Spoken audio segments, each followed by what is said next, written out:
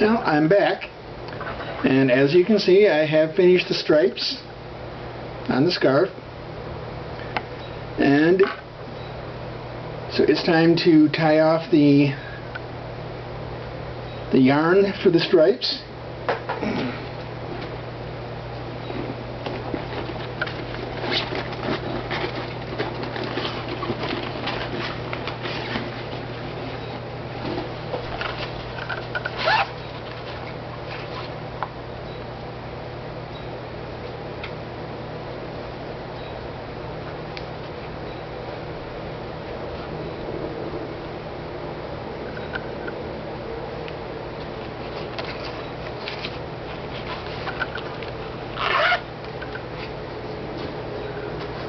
Just like before, tie it off with a couple half hitches.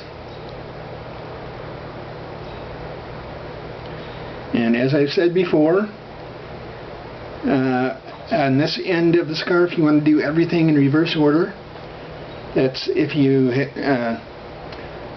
do first name on one side, last name on the other side, or the person's initials or whatever, you want to do it in reverse on the other side.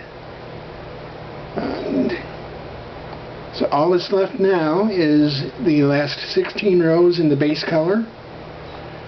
Then you bind off. Then you'll sew the sides together. And I'll be back at the end of the 16 rows and show you how to bind off and how to sew the sides together. I'll also be showing how to do a fringe.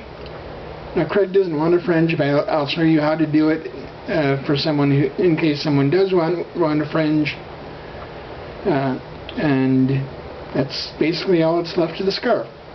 So I'll see you later. Bye.